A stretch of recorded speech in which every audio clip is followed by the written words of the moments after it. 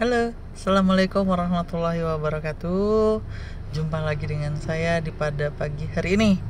Tanggal berapa ya ini? Tanggal 13 Juli 2025. Guys, saya hari ini pengen berbagi tentang penyikapan.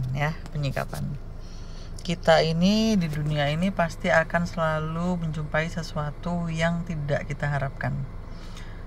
Tentang apapun itu kayak gitu, pasti ada suatu hal yang tidak kita harapkan kayak gitu.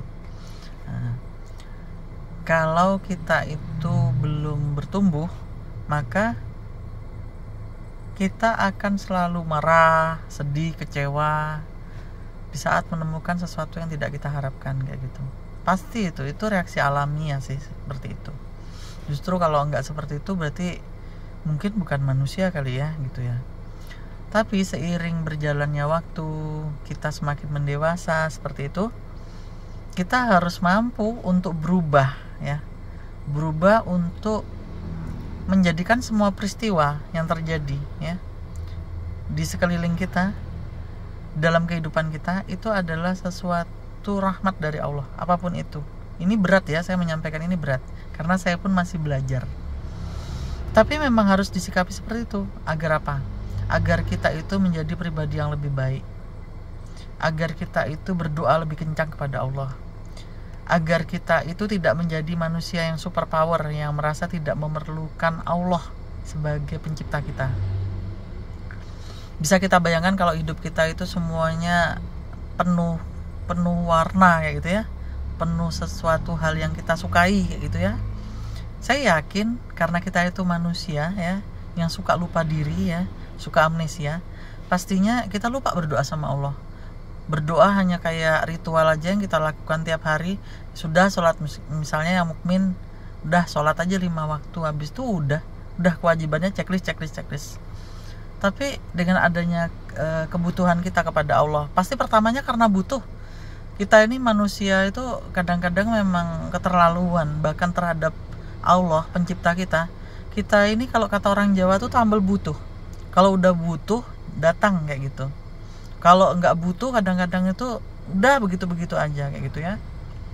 Tapi kalau kita tuh udah merasa sedih, kecewa ya, dipatahkan oleh makhluk hati kita misalnya seperti itu, kita itu bersegera biasanya. Kalau masih ada iman dan dikehendaki Allah, tapi ya ada juga yang seperti itu diberikan cobaan-cobaan yang kayak gitu malah semakin maksiat juga ada. Jadi ini adalah juga rahmat dari Allah, pertolongan Allah adalah kepada orang-orang yang masih mampu diberikan jendela taubatan nasuha kayak gitu ya. Pintu taubat masih dibuka sama Allah sehingga orang itu masih dimungkinkan untuk kembali kepada Allah. Itu doanya luar biasa nikmat. Kalau sholat nikmat, kalau berdoa nikmat, rasanya Allah itu deket aja kayak gitu. Maka semua hal yang Allah izinkan hadir dalam kehidupan kita, terjadi dalam kehidupan kita, itu adalah pasti yang terbaik dari Allah. Itu pasti. Kalau Allah kita belum menemukan hikmahnya sekarang, pasti nanti kita tahu hikmahnya apa ya. Jadi jangan sekali-sekali mengatur Allah, jangan sekali-sekali berprasangka buruk kepada semua ketentuan Allah kayak gitu. Dan jadilah versi terbaik di diri kita sendiri, tidak perlu menjiplak sifat-sifat orang lain yang kita mungkin tidak mampu kayak gitu ya. Tapi juga tidak dibenarkan untuk tidak berubah dari keburukan-keburukan yang mungkin sudah kita sadari kayak gitu. Maka kita harus semangat jalani hari tiap harinya, karena kehidupan ini sebenarnya adalah sekolah tanpa bangku, dan kita ini antri mati semuanya kayak gitu. Konyol kalau kita itu mempersiapkan hal tentang dunia itu sebaik mungkin, sedahsyat mungkin, tapi kita nggak mempersiapkan sedikit pun bekal kematian kita ya. Allah itu maha tahu pikiran kita, Allah itu maha tahu yang ada di hati kita ya. Niatan kita semuanya Allah tahu ya. Jadi jangan pernah main-main kepada Allah.